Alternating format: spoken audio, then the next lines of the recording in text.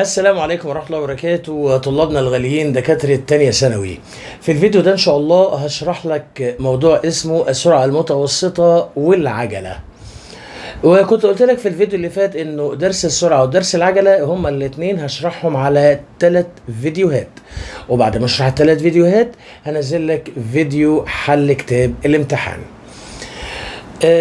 عايز افكرك بس بانه في الفيديو اللي فات قلت لك لما يطلب منك السرعه يدي لك رسم بياني، ويطلب منك السرعه يدي لك مثلا العلاقه ما بين الازاحه والزمن الدي والتي، ويطلب منك السرعه. ساعتها بقى ما تقولش السرعه تساوي المسافه على الزمن ولا الازاحه على الزمن، امال تقول ايه؟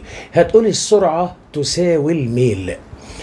بس انا لقيت انه في طلاب كتير ما بتعرفش تحسب الميل، فتعالى قبل ما ادخل على موضوع الفيديو بتاع النهارده اعلمك سريعا ازاي تجيب الميل.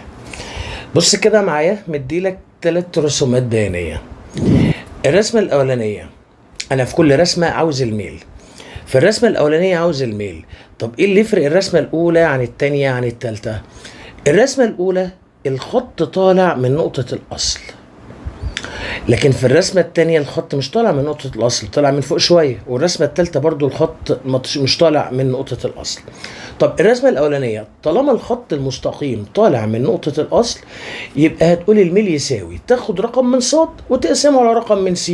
يعني في الرسمة الأولى هنا الميل بيساوي هتاخد رقم من ص اللي هو 6 على الرقم اللي قصاده من س اللي هو 2، يبقى 6 على 2 فيها 3، يبقى الميل بيساوي 3. طب في الرسمة الثانية هنا بقى الخط مش طالع من نقطة الأصل. طب يعني هتعمل ايه؟ هتقسم 8 على 3 غلط، طب 2 على 3 غلط، امال ايه الحل؟ الحل هنا هتقول الميل بيساوي فرق الصادات على فرق السينات. تمام، يبقى هتقول فرق الصادات على فرق السينات، يبقى تقول الميل يساوي. طب ازاي تجيب فرق الصادات على فرق السينات؟ بص كده، ادي الخط بتاعك اوله هنا واخره هنا. الصادات بتاعت النقطتين اللي هي 8 و2. طب والسينات الصفر والتلاتة. او طريقة احسن من كده، بص كده، تروح تعمل مثلث قائم زاوية اهو، مثلث قائم زاوية، وتقول المقابل على المجاور. طيب المقابل من كام لكام؟ من 2 ل8، يبقى تاخد الفرق ما بينهم الكبير ناقص الصغير، يبقى 8 ناقص 2 على المجاور اللي هو ده من كام لكام؟ من 0 لحد 3، يبقى تقول 3 ناقص 0 الكبير ناقص الصغير. فوق 8 ناقص 2 6، 6 على 3 هيدي لك 2، يبقى الميل يساوي 2. تمام، يبقى امتى تقول ص على س تاخد رقم من ص تقسمه على رقم س؟ الكلام ده لما الخط يطلع من نقطة الأصل. طب لو ما طلعش من نقطة الأصل يبقى الطريقة دي ما تنفعش. أمال اللي ينفع؟ اللي هو فرق الصادات على فرق السينات. طب تعالى بقى في الرسمة الثالثة وخلي بالك منها كويس قوي. عايز الميل، هتعمل ايه؟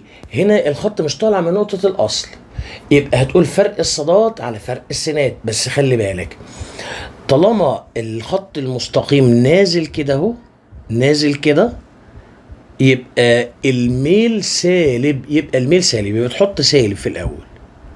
طب حطيت سالب، وبعدين هتقول فرق الصادات على فرق السينات. طيب هتعمل ايه؟ من الخط بدايته هنا صح ونهايته هنا، يبقى كمل مثلث قائم زاويه. كملت اهو مثلث قائم زاويه اهو، وهتقول المقابل على المجاور. طيب المقابل من كام لكام؟ من 0 ل8، الكبير ناقص الصغير، يبقى 8 ناقص 0. طيب المجاور اللي هو ده ده من 7 لحد 9، يبقى الكبير ناقص الصغير، يبقى 9 ناقص 7. يعني فوق 8 وتحت 2، 8 على 2 فيها ال4، اوعى تنسى الإشارة السالبة، يبقى الميل هيساوي -4. طيب ده ما يخص الميل. خلينا بقى ندخل على الموضوع بتاع الفيديو النهاردة اللي هو ايه؟ اللي هو السرعة المتوسطة. يبقى انا موضوعي في الاول هاخد حاجة اسمها السرعة المتوسطة. ايه بقى السرعة المتوسطة؟ اقول لك على حاجة، تخيل مثلا ان احنا مثلا هنركب عربية هنروح من مدينة لمدينة. مثلا انا ساكن في الصعيد في مدينة اسمها طحطة وعاوز اروح مدينة اسمها سوهاج. فشلة كده مع بعض هنطلع بقى من مدينة طحطة هنروح لمدينة سوهاج. طيب واحنا راكبين العربية، هل العربية هتمشي بسرعة ثابتة طول الطريق؟ اكيد طبعا لا، حسب ظروف الطريق. في مطب العربية هتهدي سرعتها، هتقل، الطريق سالك هيزود سرعته وهكذا. فعمال انا ببص على ايه، على عداد السرعة. لمحته كده بطرف عيني لقيت عداد السرعة واقف عند ال90. كمان شوية لمحت كده لقيت عداد السرعة واقف عند ال120. كمان شوية لقيته عند ال40. بعد شوية العربية عطلت. الحمد لله ما خدتش حاجة، دوب 10 دقايق والعربية دارت تاني. المهم الحمد لله وصلنا بالسلامة مدينة سوهاج. طيب لما وصلنا واحد بقى يسأل يقول لي يا ترى هو احنا كنا ماشيين بسرعة كام؟ ماشيين بسرعة 120. كداب. طب ما هو عداد السرعة مرة وقف عند ال80. طب 80. طب ما هو عداد السرعة اتغير. بص كده، كونك ان انت تعرف السرعة كام بالظبط ده من ربع المستحيلات. ما تقدرش تعرف انت كنت ماشي بسرعة كام بالظبط. الله، امال ايه الحل؟ الحل هو ان انت تحسب متوسط السرعة، او اللي احنا بنسميها السرعة المتوسطة. طب ودي نحسبها ازاي؟ تعال اقول لك. في البداية بس أنا عندي نوعين من السرعة المتوسطة. عندي حاجة اسمها السرعة المتوسطة القياسية أو العددية. طب دي نحسبها ازاي؟ تروح تحسب المسافة الكلية من مدينة طحطة لحد مدينة سوهاج. يعني لو العربية لفت دخلت في شارع أو في حارة تحسب المسافة، يبقى هتحسب المسافة الكلية من مدينة طحطة لحد مدينة سوهاج، وبعدين تروح تقسمها على الزمن الكلي بما فيهم الزمن اللي العربية عطلت فيه. بس كده يبقى السرعة المتوسطة القياسية هتقسم المسافة الكلية على الزمن الكلي. طب دي رمزها ايه؟ رمزها في وعليها شرطة. يبقى دي بتساوي في وعليها شرطة، انا بحب اقراها في داش. يبقى السرعة المتوسطة القياسية في داش بتساوي المسافة الكلية على مين؟ على الزمن الكلي. طيب في برضو نوع تاني من السرعة المتوسطة بنسميه السرعة المتوسطة المتجهة.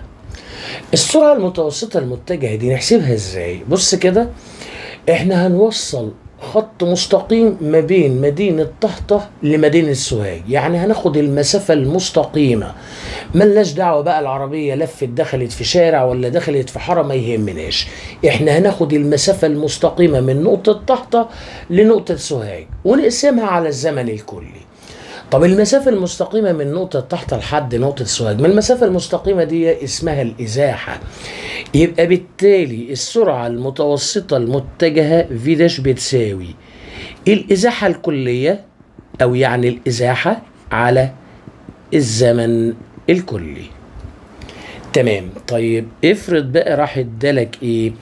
ادالك رسم بياني. لو رسم بياني يعني مثلا اديت لك علاقة ما بين الإزاحة والزمن. ادي دي الإزاحة وادي دي الزمن، وطلعت منحنى. يعني ايه منحنى؟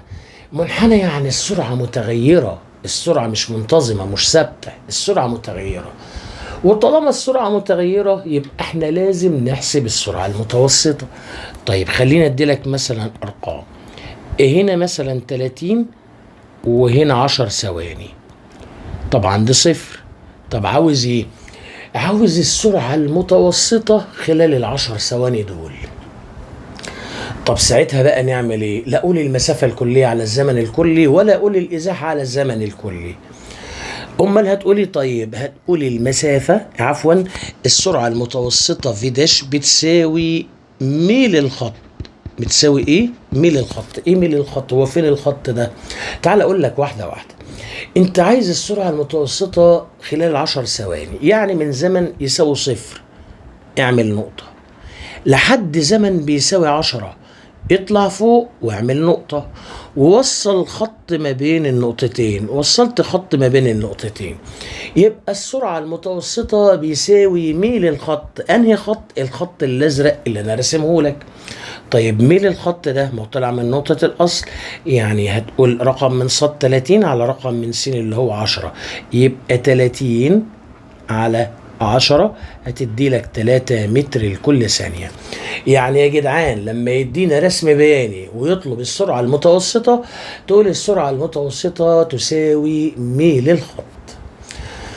وانا بقى في الفيديو ده جايب لك شوية مسائل عبارة عن تحف، مدي لك من الاسهل فالاصعب. تعالى كده نشوف اول مسألة جايبها لك.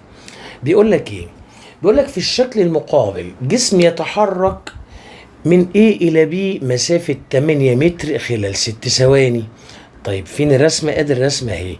من A ل B مشي مسافة 8 متر، يبقى المسافة هنا 8 متر. خدهم في زمن كام؟ خدهم في زمن 6 ثواني. اكتب معطياتك على الرسم، يبقى اكتب تحتيها كده ادي ال6 ثواني. طيب وبعدين ثم يتحرك من النقطة B إلى النقطة C مسافة كام؟ 6 متر. أروح أكتب ال6 متر على الرسم. طب خدهم في زمن قد إيه؟ خدهم في زمن 4 ثواني. اكتبها على الرسم تحتيها 4 ثواني. احسب، بس قبل ما تحسب هو ابتدى منين؟ ابتدى من نقطة A، يبقى نقطة A دي نقطة البداية. طب انتهى فين؟ انتهى عند C، يبقى السي دي نقطة النهاية. عايز السرعة المتوسطة العددية اللي هي القياسية، والسرعة المتوسطة المتجهة. طب هعمل ايه؟ هرص 3 حاجات كده تحت بعض. اول حاجة المسافة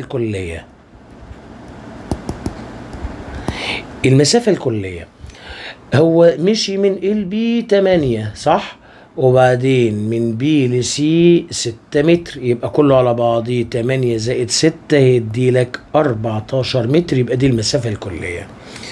طب والإزاحة أو الإزاحة الكلية هتوصل إيه؟ هتوصل خط مستقيم من نقطة البداية لحد نقطة النهاية كده أهو، من البداية لحد النهاية الخط المستقيم ده هو الإزاحة.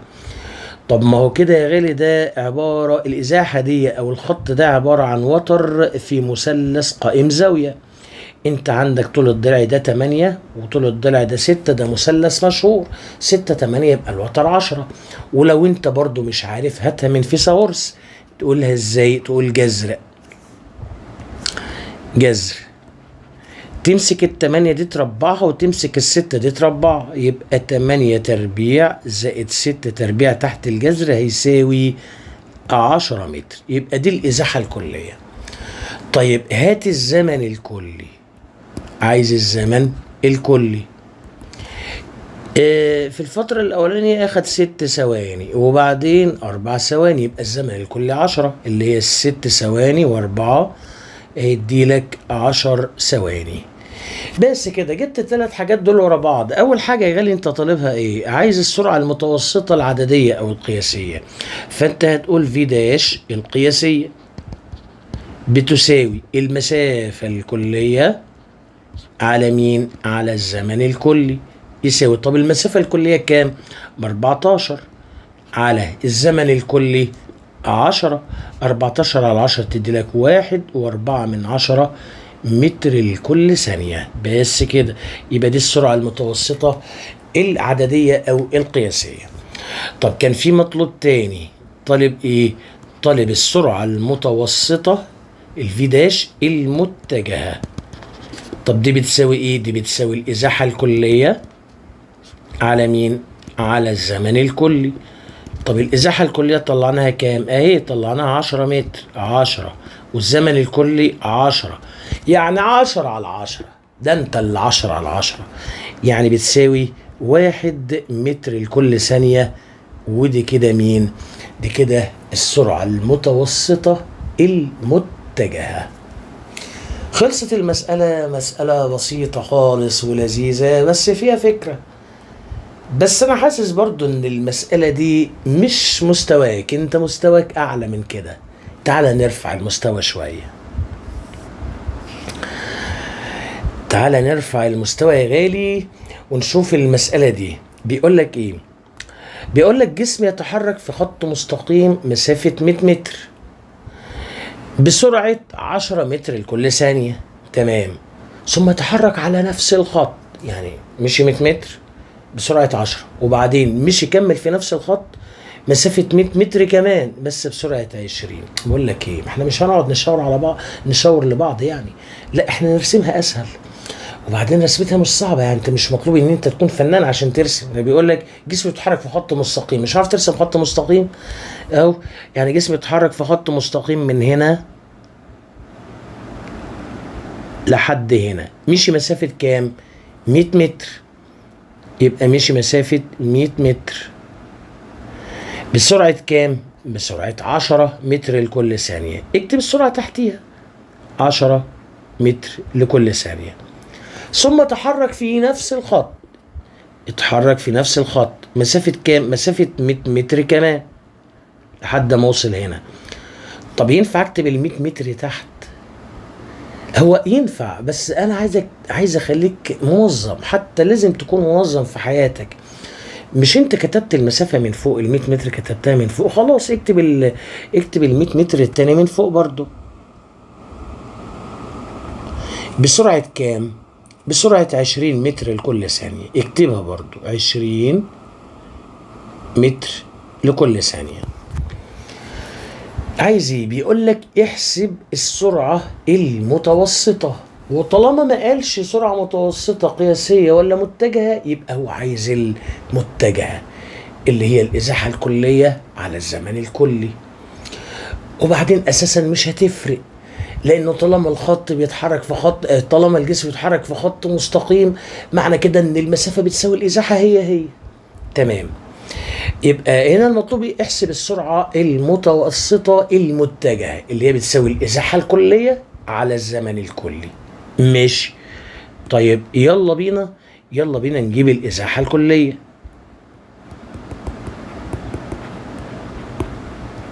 ما هو 100 متر و100 متر، ما فيش تاني، يعني 100 متر زائد ال 100 متر يبقى الإزاحة الكلية 200 متر. تمام.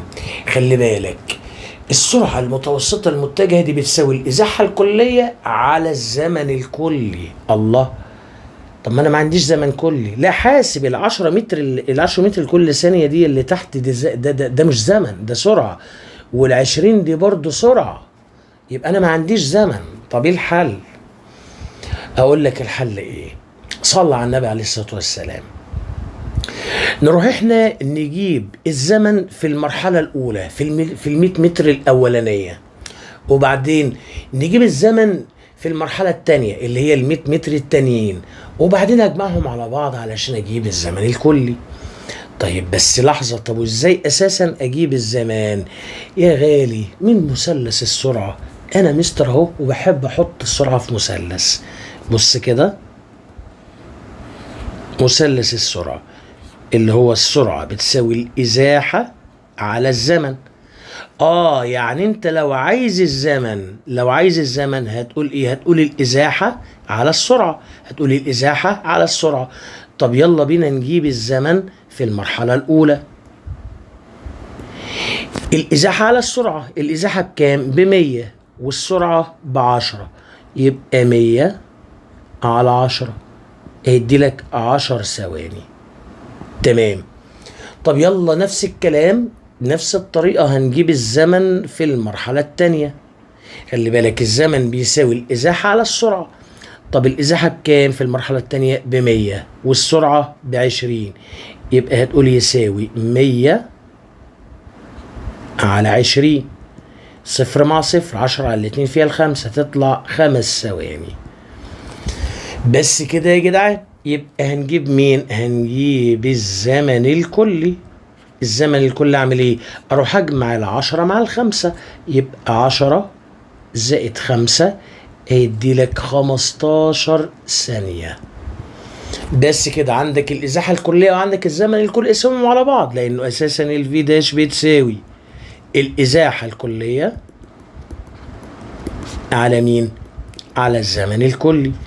يعني هتقسم 200 على ال15، اقسم 200 على ال15 ده يدي لك 13.3 متر لكل ثانية. وبس كده والمسألة خلصت. بس انا برضو حاسس ان المسألة دي مش من مستواك، برضو انت مستواك اعلى من كده. ايوه انت مستواك اعلى من كده، فخلينا اديلك مسألة اعلى في المستوى. يلا بقى نخش على المسألة اللي بعدها. في المسألة اللي بعدها دي بيقول لك ايه؟ بيقول لك تجري فتاة في خط مستقيم من نقطة A إلى نقطة B بسرعة 5، ثم تعود من نقطة B إلى نقطة A بسرعة 3 متر لكل ثانية. طب أنا فهمت إيه؟ اللي أنا فهمته إن في بنت كده مشيت من نقطة اسمها A، راحت لنقطة اسمها B، كانت بتمشي بسرعة 5. كانت وهي رايحة كده بتمشي بسرعة 5 متر لكل ثانية. الظهر اترنت علقة، رجعت بتجر رجليها، رجعت بسرعة بطيئة بسرعة 3 متر لكل ثانية. تمام. عاوز ايه؟ واحد عايز السرعة العددية المتوسطة خلال الرحلة كلها، ورقم 2 عايز السرعة المتوسطة خلال الرحلة كلها. معلش خلينا ابتدي لك بالمطلوب التاني. عايز السرعة المتوسطة وما قالش، يبقى معنى كده انه عايز السرعة المتوسطة المتجهة. طب ما هو طالما الجسم رجع مرة أخرى إلى نقطة البداية، معنى كده ان السرعة بتساوي 0. يبقى المطلوب التاني ده محلول، يبقى السرعة المتوسطة خلال الرحلة كلها بتساوي 0. يبقى المطلوب التاني اتحل. يبقى ايه المطلوب مننا؟ المطلوب مننا ان احنا نشوف رقم 1 عايز السرعة العددية المتوسطة خلال الرحلة كلها. السرعة العددية او القياسية المتوسطة اللي هي بتساوي المسافة الكلية على الزمن الكلي. طب ما هو لا مدينا لا مسافة ولا زمن، طيب اعمل ايه؟ واحدة واحدة. ايه رأيك تعالى نفرض انه المسافة ما بين الاي والبي، نفرض المسافة دي مثلا، يبقى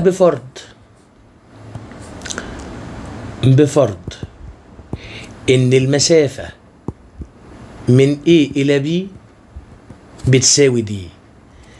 يعني المسافة دي كلها من ال A للبي، المسافة دي هسميها ايه؟ هسميها دي. طيب يعني المسافة من نقطة A لنقطة B، مجرد فرض اللي هو مش مديني ارقام اصلا. طيب اعمل ايه؟ فانا هفرض من عندي، هفرض ان المسافة من A الى B، هفرض ان المسافة دي. تمام.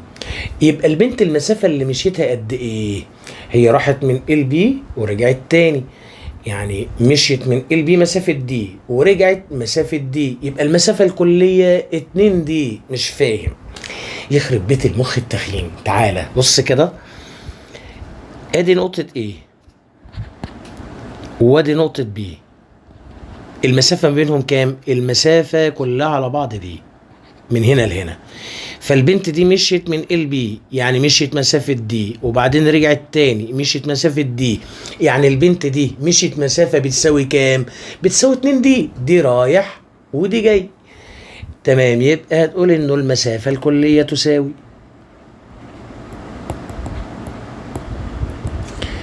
دي زائد دي يساوي 2 دي. تمام. يا مسهل الحال يا رب. فاضل بقى نجيب الزمن الكلي. طب اجيبه ازاي؟ بص كده، انا اشوف الزمن وهي رايحة، وبعدين اجيب الزمن وهي راجعة، وبعدين اجمعهم مع بعض علشان اجيب الزمن الكلي. طب ازاي؟ تعال اقول لك. هستخدم برضو مثلث السرعة اهو.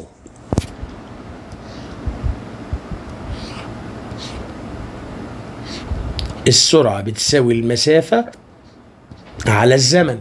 يعني انت لو عايز الزمن هتقسم المسافة على السرعة، يبقى الزمن يساوي ايه؟ المسافة على السرعة.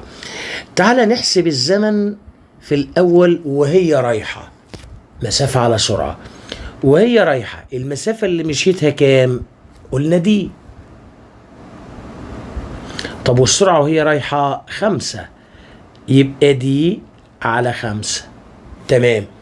طب تعالى نحسب الزمن في المرحلة التانية وهي راجعة. مسافة على سرعة وهي راجعة كده اهو، المسافة دي. طب والسرعة 3، يبقى دي على 3. حلو الكلام؟ ان شاء الله زي الفل. يلا بقى نجيب مين بقى؟ نجيب الزمن الكلي. الزمن الكلي هجمعهم بقى، هجمع التي 1 والتي 2، يعني هجمع الدي على 5 زائد الدي على 3. بص انا لا اوحد المقامات ولا فاضي اوحد مقامات ولا الكلام من ده خالص. امال هتعمل ايه؟ انا شايف هنا دي وهنا دي. ايه رايك ما تيجي ناخد الدي عامل مشترك؟ يبقى تفتح قوس كده وتاخد الدي عامل مشترك. ماشي. طيب هيتبقى ايه هنا في الحد الاولاني؟ هيتبقى خمس، 1 على 5 زائد هيتبقى ايه في الحد التاني؟ تلت، اللي هي 1 على 3. بس يا غالي انا قلت لك لا فاضي اوحد مقام ولا بص، في اختراع اسمه آلة حاسبة. في اختراع اسمه آلة حاسبة. بالآلة الحاسبة هتروح تجمع خمس زائد تلت. الخمس زائد التلت هتلاقي الآلة الحاسبة مطلعها لك 8 على 15. اوعى تنسى تكتب الدي، يبقى 8 على 15 واكتب الدي. طبعا اكيد الدي هتتكتب في البسط. بس كده زي الفل ان شاء الله زي الفل. يلا بقى هات السرعة المتوسطة القياسية او العددية، اللي هي بتساوي ايه؟ بتساوي المسافة الكلية على مين؟ على الزمن الكلي. يساوي المسافة الكلية بكام؟ المسافة الكلية ب2 دي اهي، يبقى تكتب 2 دي. وبعدين على، شايف العلى دي؟ العلى دي ايوه، العلى دي هتقلب في وتشقلب الزمن الكلي. تشقلب الزمن الكلي. فين الزمن الكلي؟ اهو الزمن الكلي اللي هو ده، اللي هو 18 دي على 5. شقلبه، يبقى لما هتشقلبه هتقول ايه؟ هتقول 15 ايوه على 8 دي. اكيد طبعا الاتنين دي مقامها 1. ماشي. هتروح الدي مع الدي، يتبقى لك بقى كام في البسط؟ 2 في 15 ب30 على كام في المقام؟ 1 في 8 ب8، يبقى 18 على 8. 18 على 8 دي هتدي لك 3.75 متر لكل ثانية. يبقى هي دي السرعة المتوسطة القياسية أو العددية. أما السرعة المتوسطة المتجهة قلنا بصفر. صفر ليه؟ لأن البنت رجعت مرة أخرى إلى نقطة البداية. مسألة حلوة، بس برضو مش مستواك انت، مستواك أعلى من كده. خليني كده أرفع المستوى شوية. تعال نرفع المستوى شوية وخد المسألة دي.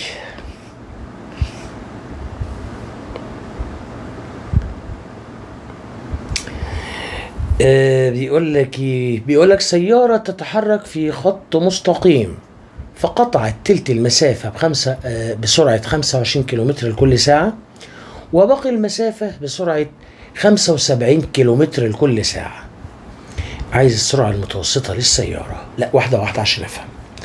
السيارة تتحرك في خط مستقيم. تعال نرسم في خط مستقيم مثلا من هنا لحد هنا، من هنا لحد هنا، فقطعت تلت المسافة. تلت المسافة يعني مثلا لحد هنا اهو، لحد فين؟ لحد هنا مثلا، ده تلت المسافة بسرعة كام؟ بسرعة 25 كيلومتر لكل ساعة. وباقي المسافة اللي هي التلتين، تلتين المسافة الباقية بكام؟ بسرعة 75 كيلومتر لكل ساعة.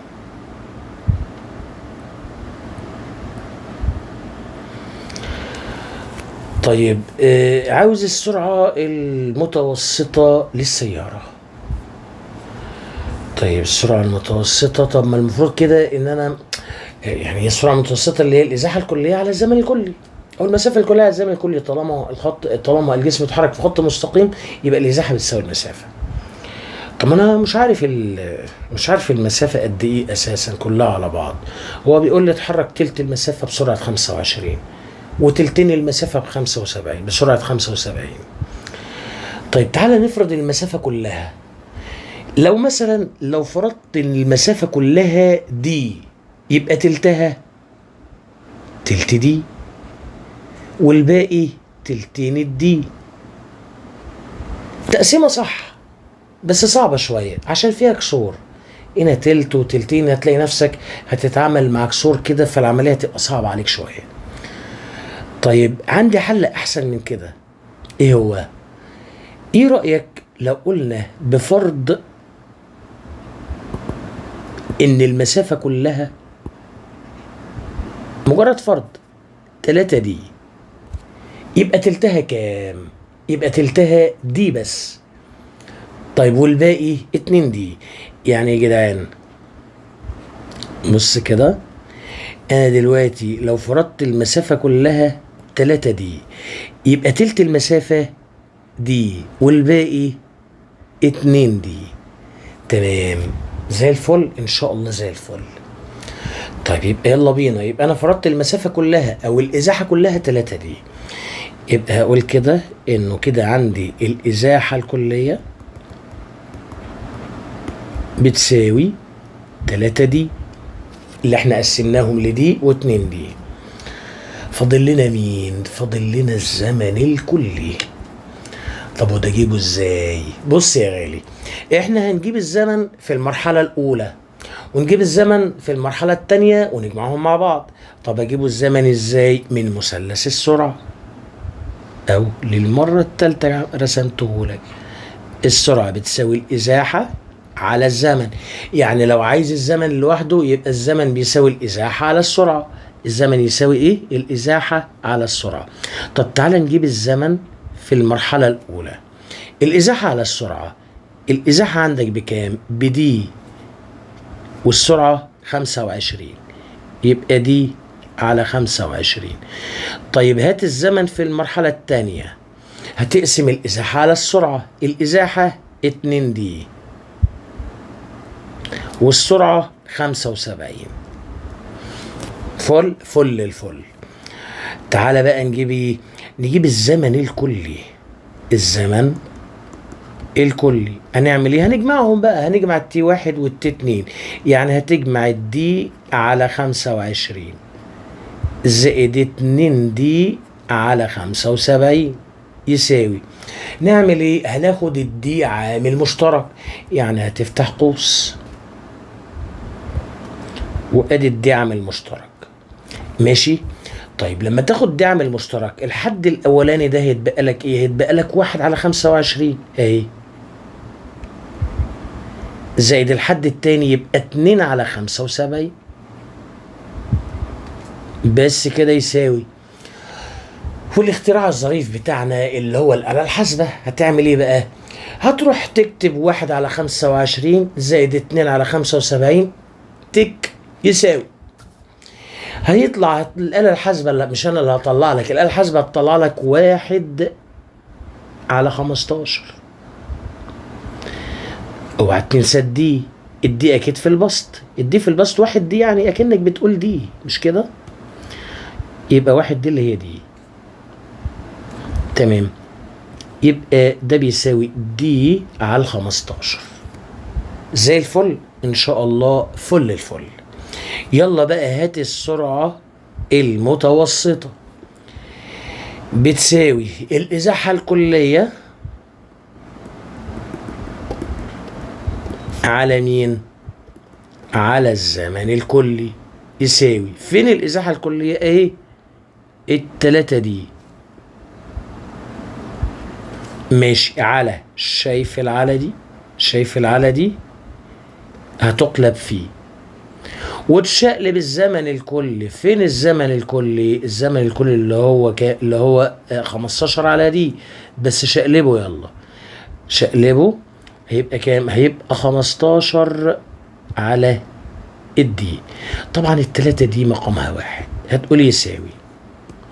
اللي هيحصل الدي هتروح مع الدي، يتبقى معاك كام يا غالي؟ يتبقى معاك 3 في 15. 3 في 15 يديلك 45 كيلو متر لكل ساعة. وسيبها كده لأنه في المسألة طالبها منك بوحدة الكيلومتر لكل ساعة، فما فيش داعي إن أنت تحول. طيب تعالى كده أعودك شوية على مسائل الرسم البياني.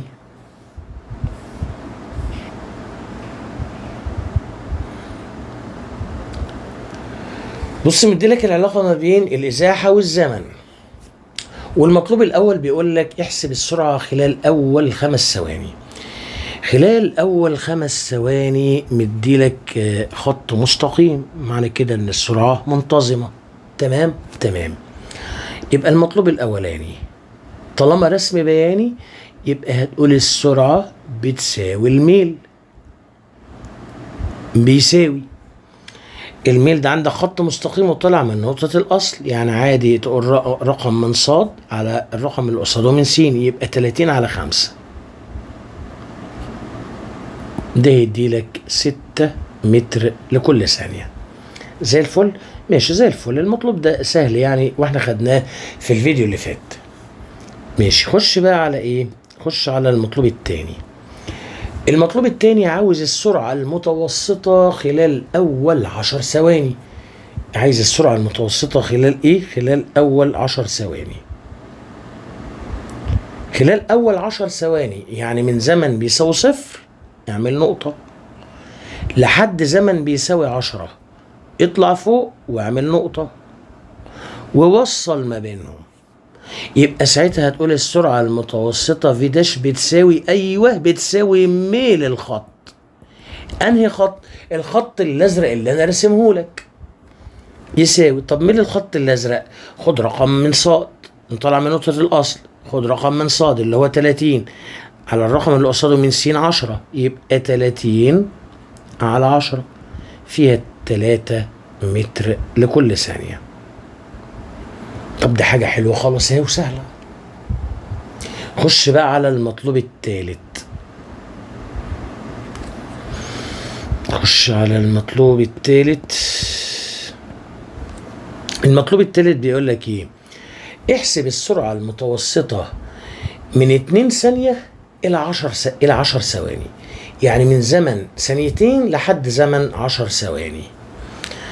طيب من زمن ثانيتين اهي اطلع فوق واعمل نقطة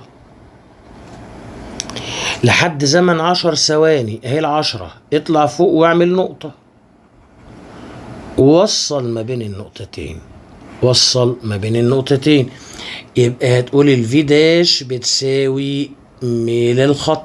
انهي خط؟ الخط الازرق اللي انا رسمه لك. خلي بالك الخط ده ما طلعش من نقطة الاصل، يعني الميل هتقول فرق الصادات على فرق السينات. ودي عاملها ازاي؟ بص يا غالي، انت هتكمل مثلث، ماشي؟ هتكمل مثلث قائم زاوية كده.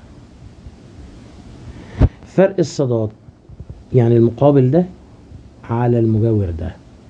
فرق الصادات يعني عايز الطول ده. الطول ده من كام لكام؟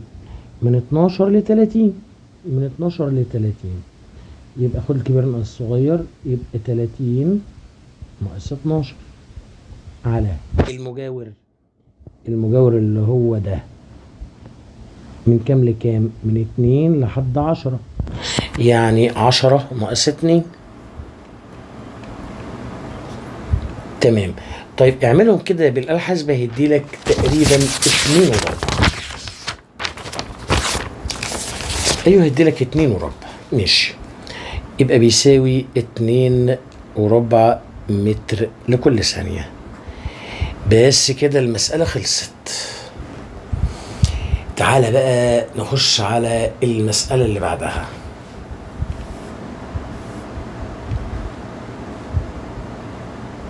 المسألة دي بص يا غالي، انت لو فهمت المسألة دي ادي لنفسك لقب دكتور من دلوقتي. لو فهمتها ان شاء الله هتفهمها، يا رب تفهمها. ماشي. بيقول لك في الشكل المقابل احسب السرعة المتوسطة خلال 10 ثواني. طب ما المطلوب الأول سهل. أيوة الصراحة مش جايب المسألة دي عشان المطلوب الأول. تعال نحل المطلوب الأول كده في نص دقيقة وأقل كمان. عايز السرعة المتوسطة خلال 10 ثواني.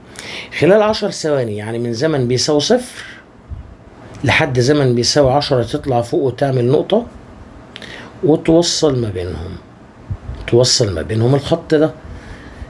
يبقى هتقول ان السرعة المتوسطة في داش بتساوي ميل الخط. انهي خط؟ اللي هو ده.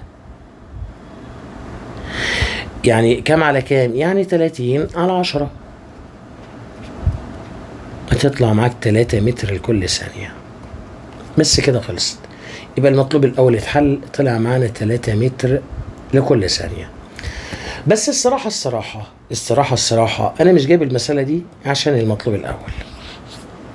ماشي. انا جايب المسألة دي عشان المطلوب التاني. المطلوب التاني بيقول لك السرعة اللحظية عند الثانية العاشرة. امسح بس الاول. السرعة اللحظية عند الثانية العاشرة نقط السرعة المتوسطة خلال 10 ثواني. اكبر من، اقل من، تساوي. اوعى تحل بالهبد. انا بس عاوزك تفهمها. بس عشان اديلك لقب دكتور. ماشي. ان شاء الله هتركز وتفهمها. يعني هو بيقارن بين حاجتين، بيقارن ما بين السرعة اللحظية والسرعة المتوسطة. بيقول لك مين الأكبر. السرعة اللحظية عند الثانية العاشرة تجيبها ازاي؟ السرعة اللحظية دي عند الثانية العاشرة، السرعة اللحظية دي أساسا دي بتساوي ميل المماس. طيب هتجيبها ازاي؟ تعال اقول لك. عند الثانية العاشرة اطلع فوق هنا اعمل نقطة، وعند النقطة دي اعمل مماس. ماشي. يلا نعمل مماس اهو.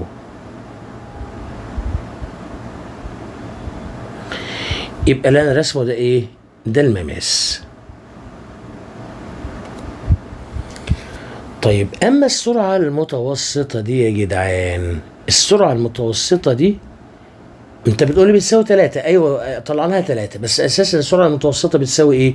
بتساوي ميل الخط. انهي خط؟ ما هو بيقول لك السرعة المتوسطة خلال 10 ثواني، يعني من زمن بيساوي 0 يعمل نقطة لحد زمن يساوي 10 تطلع فوق وتعمل نقطة وبعدين توصل ما بينهم. بس يبقى الخط ده، يبقى هو ده الخط. تمام. يبقى انا هنا عندي ميل المماس وميل الخط. الاكبر فيهم الميل الاكبر هيديني السرعة الاكبر. طب ونعرف ازاي الميل اكبر؟ من الزوايا يا حبيبي، من الزوايا. يعني بص كده، دي الزاوية بتاعت المماس ودي الزاوية بتاعت الخط. يا ترى انهي زاوية اكبر، بتاعت المماس ولا بتاعت الخط؟ ما تستعجلش، تعال اقنعك.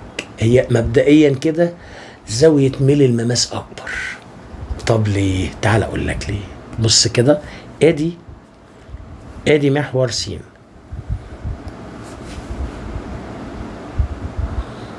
ادي المحور الافقي. تمام. وهنا كان عندي الخط، وده كان المماس. يعني يا جدعان ده كان الخط وده كان المماس. تعال ناخدها بالارقام عشان ايه؟ نفهم اكتر. لو افترضت ان الزاوية دي 40 والزاوية دي 20، يبقى الزاوية دي كام؟ الزاوية دي خارجة عنهم، يبقى هتساوي مجموعهم، يبقى ال 40 وال 20 هتدي لك 60. يعني معنى كده ان زاوية المماس اكبر من زاوية الخط.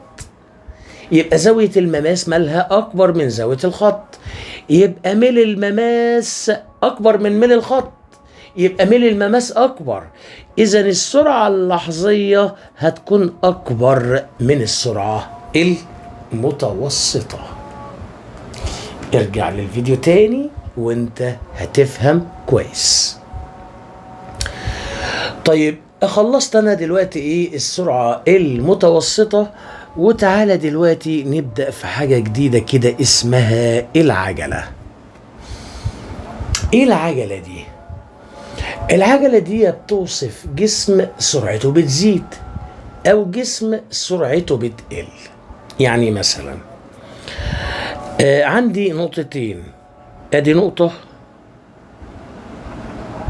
وادي نقطة، تمام، وبعدين في جسم جاي جاري عدى بالنقطة الأولى وعدى بالنقطة التانية ومكمل، عدى بالنقطة الأولى وبالنقطة التانية ومكمل. المهم الجسم ده لما عدى بالنقطة دي كانت سرعته مثلا 6 متر لكل ثانية، ولما عدى بالنقطة التانية عدى بسرعة 8 متر لكل ثانية، فواضح إن سرعته بتزيد.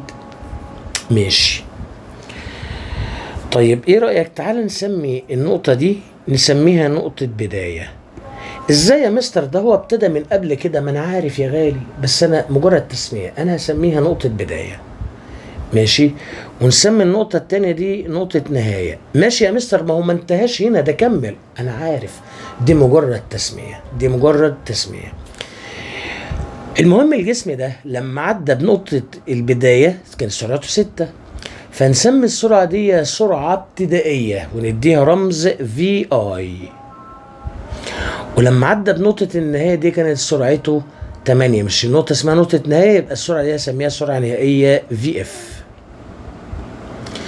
قول لي يا غالي، دلوقتي كانت سرعته 6 بقت سرعته 8، يعني وهو ماشي السرعة متغير من 6 ل 8. لو سألتك على السرعة المتوسطة، المتوسطة يعني المتوسط ما بينهم، يعني ما بين 6 و8 كام؟ 7. يبقى أكيد السرعة المتوسطة دي هتساوي 7. طيب ال7 دي جبتها ازاي؟ بكل بساطة، انت لو جمعت ال8 وال6 هيديك كام؟ 14. 14 على الاتنين هيديك ال7. يبقى السرعة المتوسطة هتجمع السرعة النهائية والسرعة الابتدائية وتقسمهم على الاتنين. يعني لو حبيت ادي قانون كده للسرعة المتوسطة هقول الفي داش هتساوي اجمعهم ال8 وال6 واقسم على الاتنين. ال8 اللي هي الفي اف زائد ال6 اللي هي الفي اي وتقسمهم هما الاتنين على الاتنين، يبقى كده ده هيدي لك السرعة المتوسطة. تمام، خلصنا بقى من السرعة المتوسطة. ارجع تاني للرسمة دي. السرعة كانت 6 وبقت 8. مثلا من النقطة دي للنقطة دي اخد 1 ثانية. قول لي السرعة كانت 6 بقت 8، يعني السرعة زادت، يعني السرعة اتغيرت، طب التغير في السرعة دلتا في كان 6 بقت 8 يبقى 2، مش كده؟ يبقى التغير في السرعة بتساوي 2. طب عملت ايه؟ اكيد طرحت ال8 ناقص ال6، يعني الفي اف ناقص الفي اي، يبقى هو ده التغير في السرعة. في بقى حاجة اسمها العجلة، ورمزها ايه؟ العجلة دي عبارة عن التغير في السرعة في الثانية الواحدة.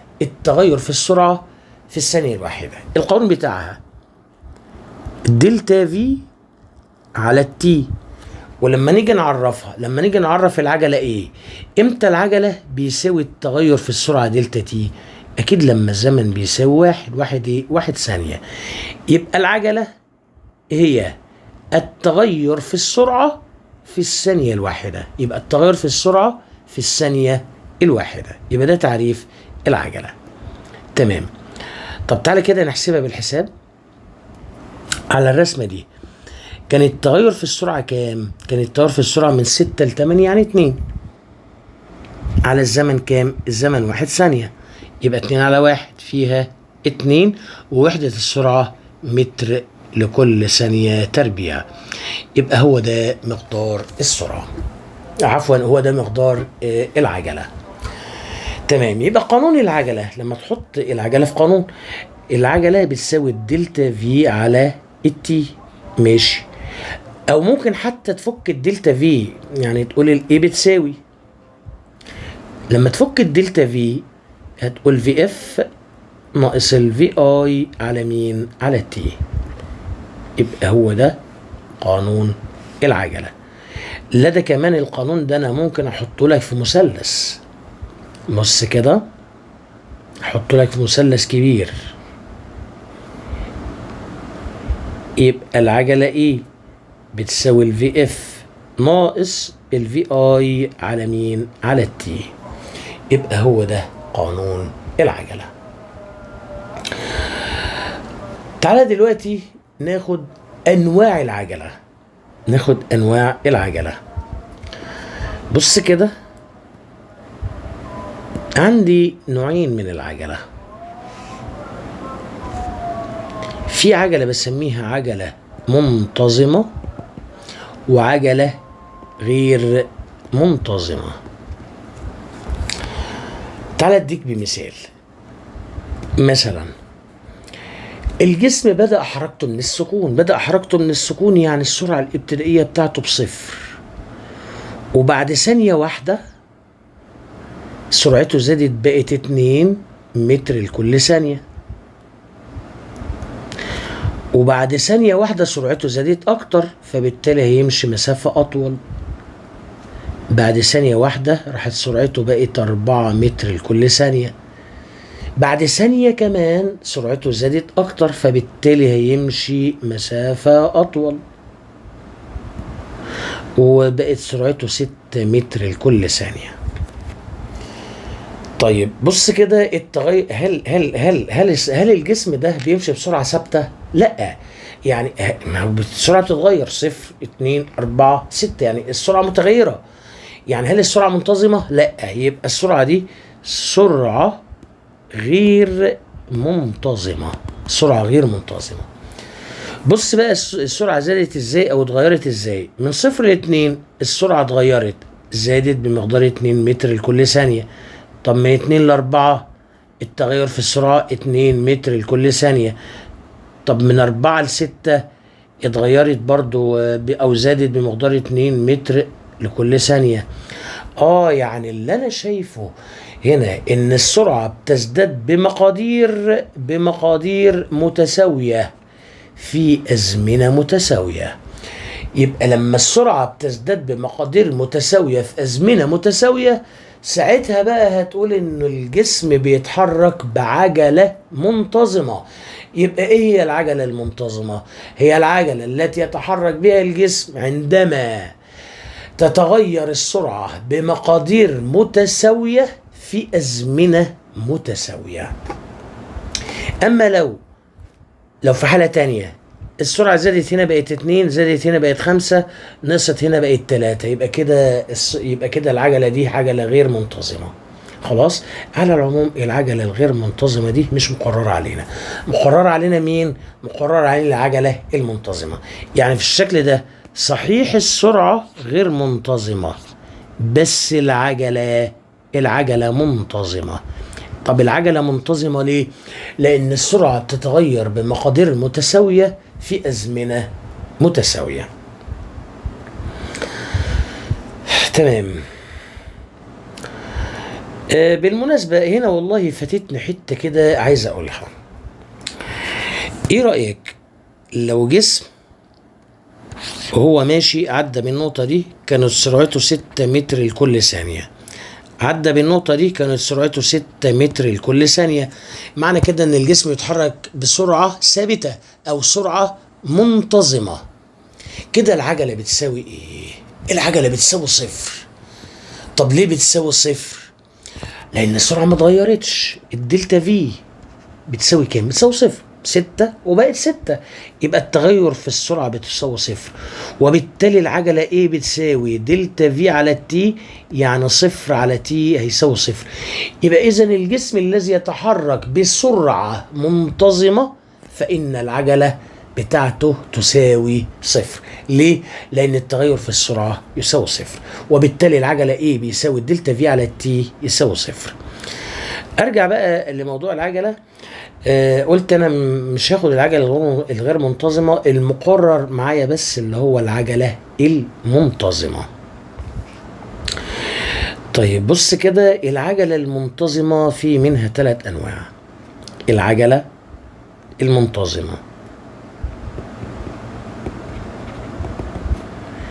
في منها 3 انواع. في عجله موجبه، وفي عجلة سالبة، وفي عجلة صفرية. العجلة الموجبة دي معناها ان الجسم سرعته بتزيد. معناها ايه؟ معناها ان الجسم سرعته بتزيد. يعني لو عملت كده علاقة ما بين السرعة والزمن هتطلع خط مستقيم كده. ايه معنى الخط المستقيم؟ معناها ان السرعة كل مدى بتزيد بتزيد بتزيد، يعني كده السرعة تزداد. يعني اكيد السرعه النهائيه في اف هتكون اكبر من السرعه الابتدائيه في اي. اما العجله السالبه، العجله السالبه دي معناها ان السرعه تقل. يعني انا لو رسمت علاقه ما بين السرعه والزمن، ادي السرعه وادي الزمن، هيطلع خط مستقيم قافل عليهم. ايه معنى الخط المستقيم اللي قافل عليهم؟ دي معناها ان السرعه كل مدى بتقل بتقل بتقل، يعني اكيد السرعه النهائيه دي اقل من السرعه الابتدائيه. العجله الصفريه معناها ايه؟ معناها انه السرعه ولا بتزيد ولا بتقل، فتطلع خط موازي. ما اصل يا غالي لو كانت السرعه بتزيد كنت رسمت لك الخط عامل كده اهو، لو قلت لك ان السرعه بتقل كنت رسمت لك الخط عامل كده، ولكن انا قلت لك انها لا بتزيد ولا بتقل، يبقى تطلع خط موازي. السرعه لا بتزيد ولا بتقل دي معناها ايه؟ دي معناها ان السرعه ثابته، السرعه منتظمه، فدي معناها ان السرعه المنتظمه. يعني حاجتين اخوات، حاجتين بيساووا بعض. العجله الصفريه اخت السرعه المنتظمه. تاني، العجله الصفريه اخت السرعه المنتظمه. يعني هتقول لي عجله بتساوي صفر، هقول لك سرعه منتظمه. هتقول لي سرعه منتظمه، هقول لك العجله بتساوي صفر. انا كده خلصت الشرح النظري، بس بصراحه انا يعني مش متعود حتى في السنتر عندي ان يكون نهايه الحصه نظري، لا دايما تكون نهايه الحصه عباره عن مساله. تعالى كده ناخد السؤال ده. هو السؤال اختر ماشي، بس يعني دي مسألة متكاملة الأركان يا جماعة. بتقول لك إيه؟ بتقول لك إنه بدأ أحمد حركته من السكون بعجلة 1 متر لكل ثانية، فإن سرعته المتوسطة تساوي 1 متر لكل ثانية خلال زمن كام؟ أنا قلت لك دي مسألة متكاملة الأركان، يعني ليها معطيات ونمشي بخطوات. طيب بص كده، بيقول لك بدأ أحمد حركته من السكون. بدأ أحمد حركته منين؟ من السكون. من السكون يعني السرعة الابتدائية في آي بتساوي صفر، بعجلة اللي هي الإيه بتساوي 1، فإن سرعته المتوسطة اللي هي الفي داش بتساوي 1. عاوز إيه؟ عاوز الزمن تي، عاوز الزمن تي. طيب الزمن تي ده يجيبه منين؟ من قانون العجلة اللي انا حطيته لك في مثلث كده فكرك بيه. اي بيساوي في اف ناقص الفي اي على التي. انت عاوز الزمن صح؟ تمام. عندك الفي اي؟ ايوه عندك. عندك الايه؟ ايوه عندك. طب عندك الفي اف؟ نو ما عندكش. يبقى بعد اذنك كده نوصل مشوار صغير نجيب الفي اف ونرجع تاني. طب هنجيبها منين؟ من قانون السرعة المتوسطة اللي احنا لسه واخدينه، اللي هو كان الفي داش بتساوي الفي اف زائد الفي اي على الاتنين. الفي داش بكام؟ بواحد، يبقى انزل سطر واكتب واحد يساوي في اف عايزينها زائد الفي اي في الشارع بصفر ملهاش لازمه على كام؟ على الاتنين. اضرب يالا طرفين في وسطين اعمل مقص، يبقى الفي اف بتساوي واحد في اتنين هيساوي اتنين. خلاص وصلنا المشوار الصغير، جبنا الفي اف. ارجع لي بقى المثلث، انت عاوز ايه؟ عاوز التي. التن المثلث بتساوي في اف ناقص الفي اي على الاي، يساوي الفي اف لسه مطلعينها باتنين ناقص الفي اي بصفر على الايه؟ الايه بواحد، يعني 2 على 1 تطلع 2 ثانية، يبقى خلال زمن يساوي 2 ثانية، ثانيتين. كده انا خلصت معاك الفيديو، وانتظرك في الفيديو القادم، والسلام عليكم ورحمة الله وبركاته.